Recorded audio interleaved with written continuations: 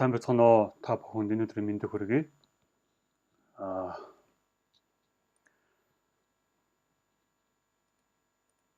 За өнөөдөр болохоор бүгдээрээ FOMO-ны талаар юу ярилцъя гэж шийдлээ. FOMO. За FOMO гэдэг маань товчхон Fear of Missing Out. Missing Out гэсэн үгний товчлол байгаа. За товчхондоо хэлэх юм бол нөгөө хоцорхоо сайхан айдас гэж хэлж болох юм уу да? Хоцорхоо сайхан айдас. За хоцорхоо сайхан айдас маань миний ажиглаж байгаа зүгээр хоёр тохиолдолд үүсч болж байгаа. За нэгдүгээрт pre-entry буюу оролтын өмнө болон нэгэнт setup явсан дээр авах буюу нөгөө хойноос нь хөөж орох гэдэг чинь хоёр төрөл ажиллах юм байна гэж би хараад байгаа. За хэрвээ яг таны нөгөө нөхцөл бүрдэг байхад та ингээд оролтоос хоцорчих үедээ гэж өсөрж ороод байгаа бол энэний шалтгаан илүү техникийн анализлаас байжлах юм байна гэж харж байгаа. Харин нэгэнт ингээд та яг анализаа харсан чинь аль хэдийн анализ чинь ингээд явцсан хойноос нь хөөж орж байгаа юм бол энэ илүү сэтгэл зүйн гэс үүдэлтэй байж болох юм байна гэж би харж байгаа. Яг FOMO-хөр хүмүүс хөвчлэн нөгөө сэтгэл зүйтэй холбож хараад байдаг. Гэхдээ зарим талаас нь ингээд зарим өнцгөөс нарах юм бол бас энэ техникэл талаас нь байжлах юм байна гэдэг үнцгийг би ярмаар байгаа. Жишээ миний хувьд ингээд яг нөгөө тэгшмээр хэлждэг ингээд за одоо энэ хоёрдугаар correction-ээр ороод энэ гуравдугаар давлгааг барихын тулд ингээд эндээс орох тохиолдлууд их байдаг. Гэхдээ өмнө нь болохоор би ингээд яг техникэл анализ талаас ч юм уу яг илүү тийм наривчилж чадахгүй ингээд ерөнхийд нь ингээд шууд үсрээд орчдөг байсан. Одоо эндээс ингээд FIBA дотох юм бол ингээд FIBA-ны төвшин хүрээгүй байхад ч юм уу ингээд үсрээд орчод идэг гэсэн. Нэгдүгээр төвчээр байгаа. Гэхдээ нөгөө талаас нь болохоор яг нөгөө техникэл анализ талаас яг нөгөө харах нөхцөлөө илүү би буруу хараадсан, наривчилж харж чадахгүй байсан гэсэн үг. Тэнгүүд би одоо нөгөө лааны онлоор ч юм уу ингээд лааных нэг очроогийн лааны загвараар ч юм уу лааны загвараар ингээд харангууд би яг ингээд за яг лааны талаас нь энэ нөхцөлийг харангууд би орох юм байна гэдэг нөгөө лааны онлоо илүү нэмээд гисэн чинь ингээд илүү анхаарал ажиллаж гисэн чинь миний арилжааны одоо ингээд нөхцөл бүртгэхээс өмнөх нь өсөрч ордог нөгөө энэ том хөдөлгөөнөөс хоцорчихъя гэдэг айдас маань харьцангуй бага болцсон. Яг техникэл талаас яг ийм зүйлийг харнаа гэд тэрийг яг илүү оролтоо наривчлсан чинь оролтын нөхцөл үүсгэхээс өмнөх энэ өсөрч ордог энэ оролтууд маань харьцангуй бага болцсон. За тэгэхээр эндээс бид нар юу суралцж болох вэ гэхээр FOMO буюу нөгөө хоцорхоо сайхан айдас маань зөвхөн сэтгэл зүгээс үүсдэггүй маань. Хин хүмүүс л сэтгэл зүйдээс холбоотой. Бас нэг өөр тал нь юутай холбоотой байж болох вэ гэхээр техникэл оролтын нөхцөл чинь илүү тодорхой байх юм бол энээс бас зайлсхийж болох юм байна гэдэг хэлмээр байгаа. За хоёрдугаар нөхцөл нь юу гэхээр ингээд аль хэдийн ингээд та ингээд чартаа нэгээд ингээд харсан чинь яасан бэ гэхээр таны ингээд оролтын нөхцөл явцсан байлаа гэж үү. Дээшээ ингээд яг явж байна. Ингээд яг ингээд дээшээ явж байна. Уул нь энд орох ёстой байсан гэтэл одоо энд ингээд хөдөлгөөнийг энд явцсан байж. Тэнгүүд зарим хүмүүс яадаг вэ? За энэ том хөдөлгөөнөөс хоцрох чинь гээл орлоо. Орсон чинь correction хийлээ. Зарим тохиолдолд ингээд эсвэл нөгөө entry цэгийг нэг жоохон цогцоос нэрээ яваад өгдөг. Тохиолдол байна. Тэнгүүд яг stop loss-ын тавьснаас нь stop loss-ыг аваад дэш явчихж байгаа байхгүй. Хэрвээ эндээс ороод бүгдээрээ stop loss тавих гэхээр чинь жоохон хол тавигдчих байхгүй ийшээ илүү аюулгүй газар нөгөө доовынхон доор тавих гэхээр гэх мэтчлэн зүйлсүүд харагддаг.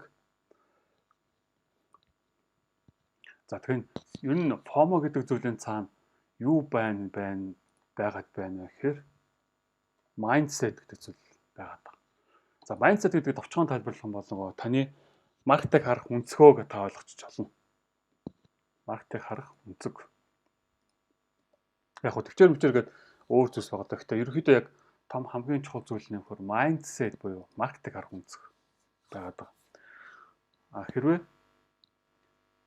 та маркетыг нэг quick scheme хурдан баяжих арга хэрэгсэл гэж харах юм бол та юусэн нөгөө техникэл аналист юм өөрийнхөө нөгөө оролтын баталгаануудыг бол шууд хойш нь тавьчихдаг.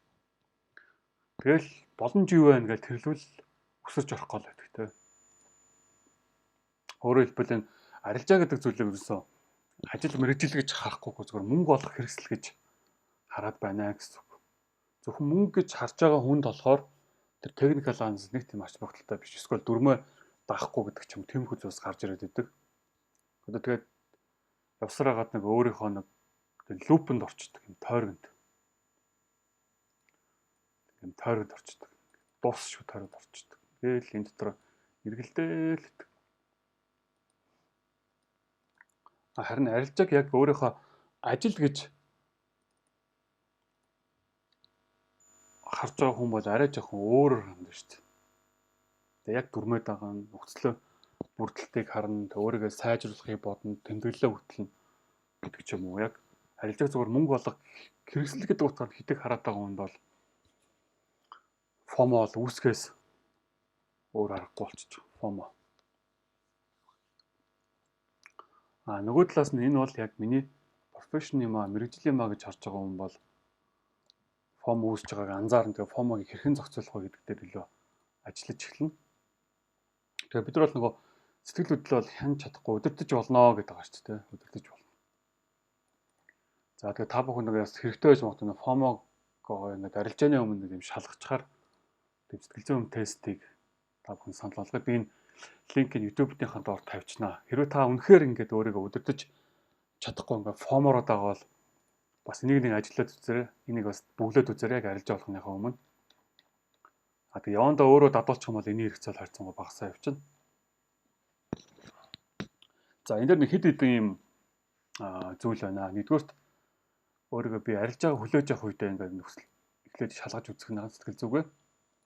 Дараа нь би арилжаанд орох байх үедээ нэг шалгаж үзнэ. Арилжаанд орсон байх үедээ өөрийгөө шалгаж үзнэ. Би стоп лоссоо зөөж ийнэ гэдгийг шалгаж үзнэ. Би TP-гээ зөөж ийнэ гэдгээ шалгаж үзнэ. Ерөнхийдөө нэг анхан шатны хүмүүст байдаг хамгийн том асуудлууд байгаа. За ингээд арилжааг хүлээж авахад танд яг ямар хүлээлтүүд үүсэж байна те гэдэг нэг шалгаж үзнэ. За энэ дээр нэг жишээ нэг юм те үн all time high дээр ирсэн болох жоохон боломжтой байна гэдэг чинь. За тэгээд тухайн таны харж байгаа арилжаа чинь та өөрөө сэтгэл хөдлөлөөс харж хийгээд байна уу эсвэл яг техникэл анализ харж хийгээд байна уу эсвэл маш их хүлээлт үүсгэж байна уу гэдэг ингээд шалгаад үзчихэ. Та энэ дээр ингээд маус авчрангууд ингээд тань сануулга гараад байна. Зах зээлд дараа зах зээл дээр за нэг бүгд жоохон өөрчлөлттэй зах зээл дээр дараа юу болохыг мэдэж байгаа хүн байна уу? Дэлхийн зах зээлийг таахад хэтэрхий олон хүчин зүйл байгаа биш гэж юу?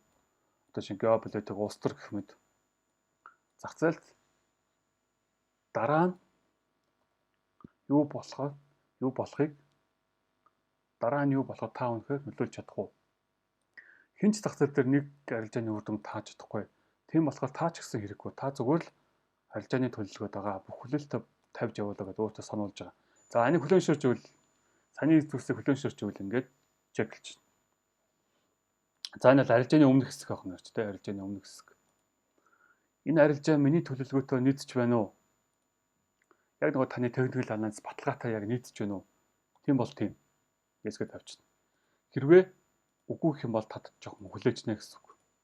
За тэгээд дараа нь болохоор арилжааны дараах хэсэг байна.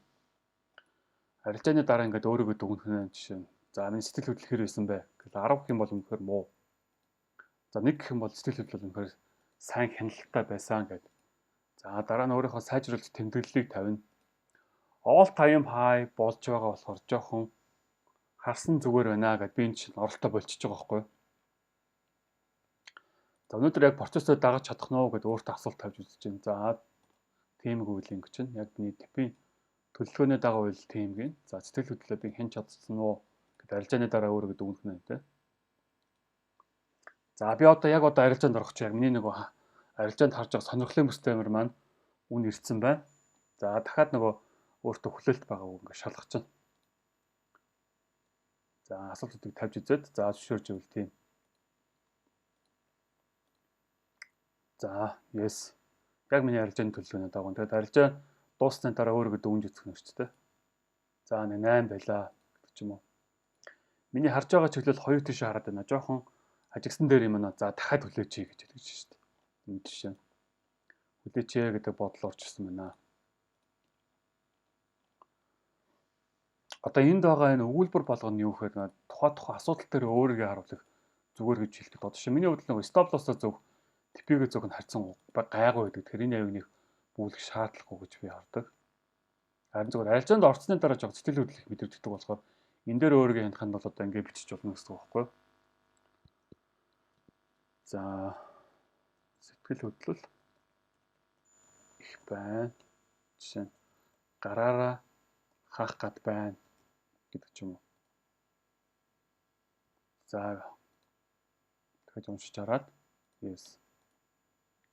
За стил төлөвлөгөөгөө дагаж байна. Тим гэж орчих чинь. Тэгээ арилжааныхан дараа ингээд өөртөө оноо угуу явчих болно. Та өөр гэдэг үнэхээр сэтгэл талаас нөгөө хүлээлт талаас нь хянч чадахгүй болоос энэ тестийг нэг хэд хэд ажиллаад үзээрэй. Тэгээд энийг ингэж бүгэлчээд нэг зургийн нөгөө журнал дээр оруулаад 7 хоногийн сүүлээр бас нэг эргэж харахад их зүгээр байдаг. Яг хаана юун дээр алдчихлаа. Тэгээд одоо миний арилжаанд сэтгэл зүйн талаас ингээд би арилжаанд ингээд нөлөөлөө буруу шийдвэр гаргасан бол яг юу нөлөөлж байгаа гэдэг нь яг тань нөлөөлөд байгаа нөлөөллөг эндээс давталтуудыг эндээс харах гэдэг нь гэсэн үг байхгүй яг юу таныг ингээд тийм өхлийн тойрог гэдэг ч юм уу дуусчгүй тойрог дотор бариад байна гэдгийг харахын тулд эндээс бид нар ажиллаж болно гэсэн үг. За эндээс сануулга байна те. За арилжаанд орсон дээр маркет хаашаа явах нь надад сонирм бишээ. Энэ арилжаа надад ялгахдахгүй байх нэг сонирм бишээ. Би зөвхөн тууштай доктортойгоор өөрийн төлөвлөгөөг одоо 1000 арилжаанд гүйцэтгэхэд илүү төлөрнө гэдэг ч юм уу та би 1000 арилжаагаар илүү ашигтай гарч ирнэ гэдэг өөртөө сануулга тавьчих болж байна. За энийг бүр болохгүй бол юутайгаа нэгтгсэн ч болно шүү дээ асуулттай ингээд өөрийнхөө журналын хэсэгтээ нэгтгэхэд айлуулах хэлбэрчлээд тавьсан ч болно. Яаж ч ашиглаж болно. За тэгээ өнөөдөр болохоор бүгдээ фомоны талаар ярилцлаа. Та бүхэндээ хэрэгтэй зүйл өгч чадсан байхаа гэж бодож байна. За баярлалаа.